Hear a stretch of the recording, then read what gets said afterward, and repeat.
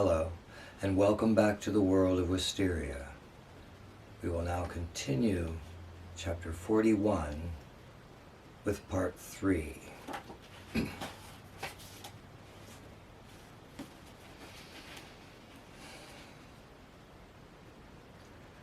I hope we made the right decision, said Will, now alone with Charlotte. I'm certain we did, she replied. I believe he's sincerely sorry, and he knows I meant what I said. Will handed her the crossbow and quarrels. Take these, he said. And here. He pulled one of the daggers from his pocket and gave it to her. Charlotte took the knife and tucked it into her boot, commenting that she hoped it wouldn't be needed. Are you nervous? She asked him. A little, he answered. But I feel pretty good about our chances, especially now. Charlotte looked at him, a glimmer in her eyes. Emily's lucky she has you. Will smiled modestly. Well, you're certainly a good friend, he said. Her stare deepened. I'm trying to be, she replied. In light of what he now knew about their history together, it was a loaded response. He gazed back at her, trying to imagine her face framed with blonde hair. And for a moment, he considered revealing his secret, that he knew hers. Now is not the time, however. I know, he simply said. Her expression turned quizzical, and she seemed about to speak. But before she could, Will stopped her. Daniel's back, he said, turning as their spy rematerialized on the balcony. And he had good news to share. I found her, he said, and I got a good look at the place. Was Nathan there? Charlotte asked. No, he answered. But I did see my old friend, Anton. You're kidding, said Will. He was standing guard just outside the door. Do you have something I can draw a map with? He asked. Yes, said Will, quickly creating the desired items as he answered. He hurried inside and returned with a pad of paper and a pen, which he handed to Daniel. Kneeling in front of the nearest bench and using it as a table, he drew a quick outline of the room, a rectangle, slightly wider than it was deep. It's a fairly large room, said Daniel. In feet, maybe 50 by 80. He then made an X on the far left side. Emily was here, on a bench against the wall. Things were a little blurry. They always are when I'm in that in-between state. But there appeared to be a long, dark cord of some kind joining her to the guard, sitting a few feet away. There were 2 other men near her, and 3 more by the door. Here, he said, pointing to the top right-hand corner of the diagram. I decided to take a peek on the other side of the door, figuring there would be guards outside the room as well. Will hadn't considered that. There were 3 men in the hallway, Anton and 2 others. So, that's what you'll be facing, he concluded. I see, said Will, staring at the crude map. You're still going to do this? Daniel asked them as he stood up. Will turned to him and smiled. Wish us luck, he replied. And thank you. I'll tell Emily what you did, and you're welcome to visit any time. Daniel looked at the ground, shaking his head, then muttered something to himself. "I'm going with you," he announced. "It's too dangerous," said Will. "I can't ask you to risk." "I have to," he struck in. "Otherwise, I don't see how this can work. They'll be on top of you before you materialize."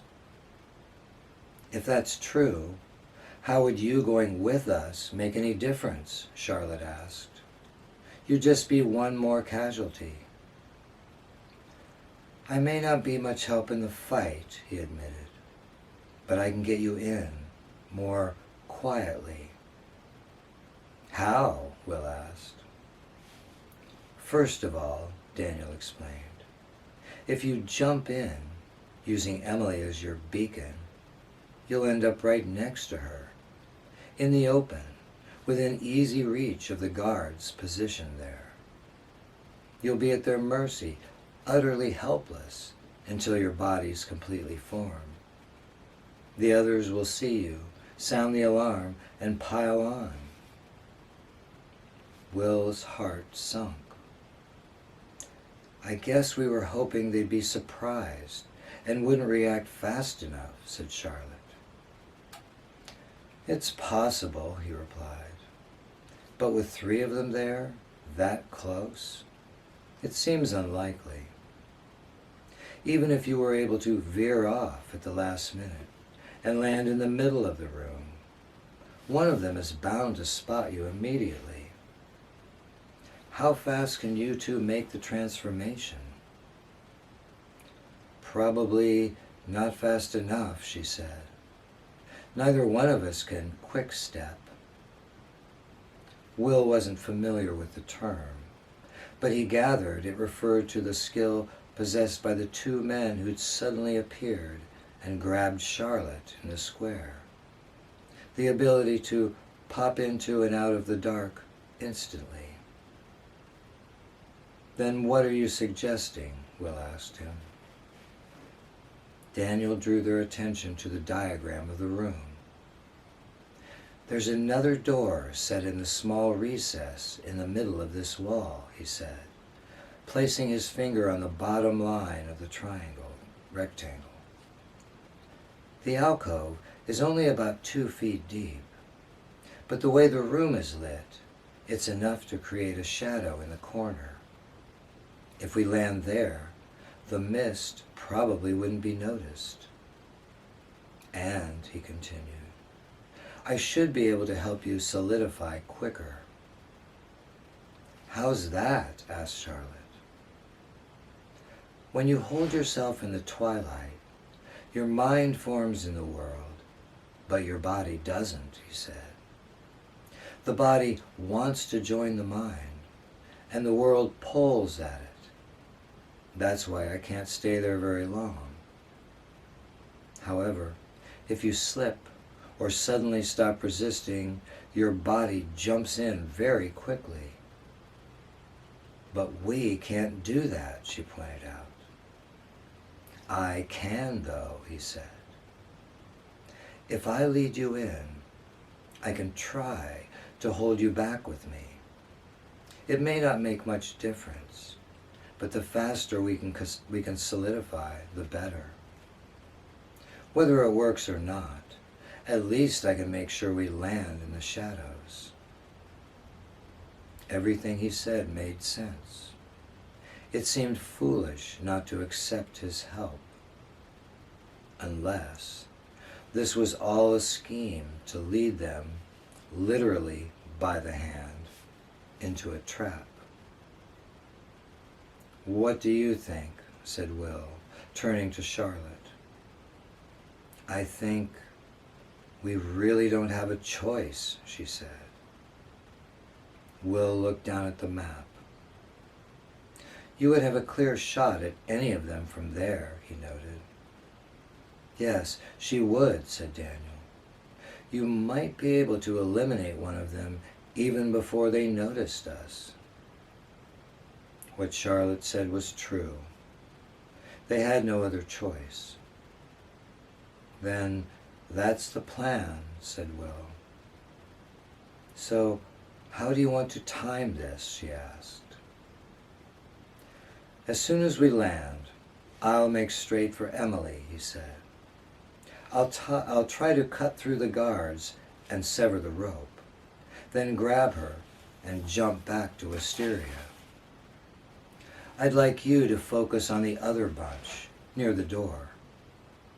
Be prepared to fire right away, but hold off until they see me and start to react. If I can manage to boost my body's speed, I might be able to get to their friends before they realize what's going on.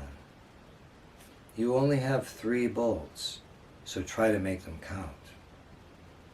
How fast can you reload that thing? He asked her. Let's see. I fired one once at a Renaissance festival. You put your foot in here, right? She placed the iron loop attached to the front end of the stock on the ground, stepped into it, and pulled the string back with both hands until it caught the trigger mechanism. It will take me a few seconds, I guess. If they charge you, it may be difficult to get off a second shot, he said. It's a nice heavy piece of wood, Charlotte replied, showing a slight smile. I'll bet it could crack a skull. Okay, said Will. Just watch yourself. What would you like me to do? Asked Daniel. Should I stick with Charlotte? No, he answered. After you drop us off, you can leave. But Nathan already has a vendetta against us, Will continued, cutting off his objection. There's no sense in you becoming his enemy too.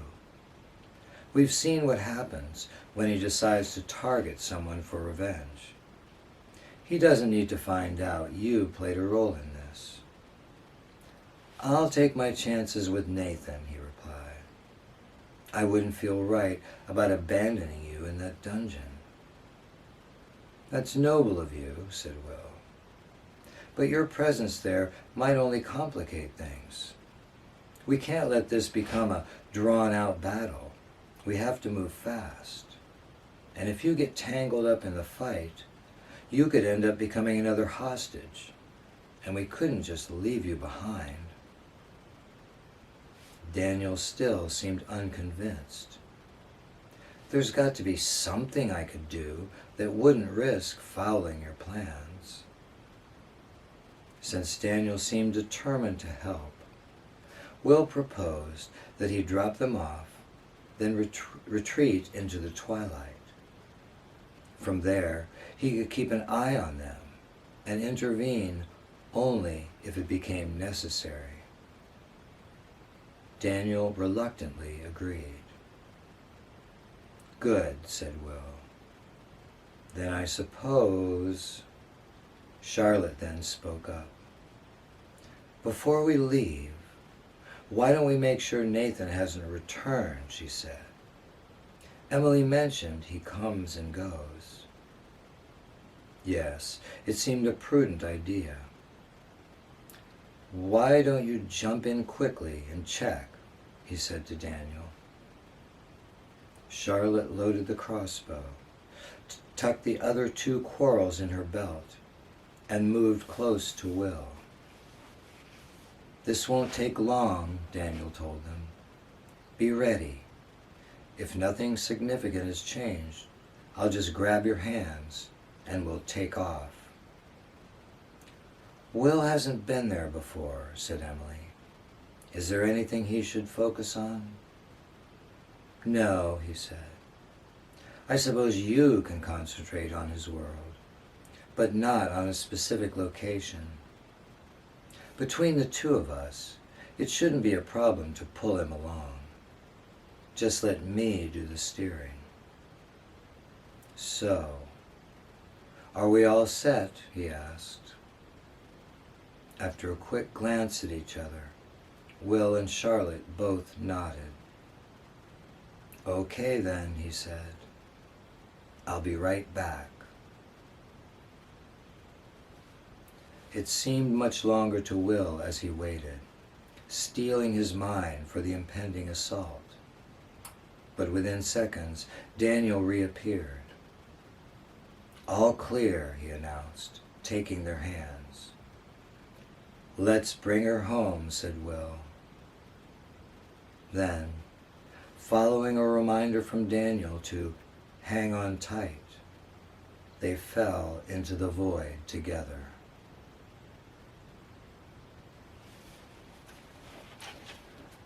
And that concludes part 3 of chapter 41. And we'll be back with part 4.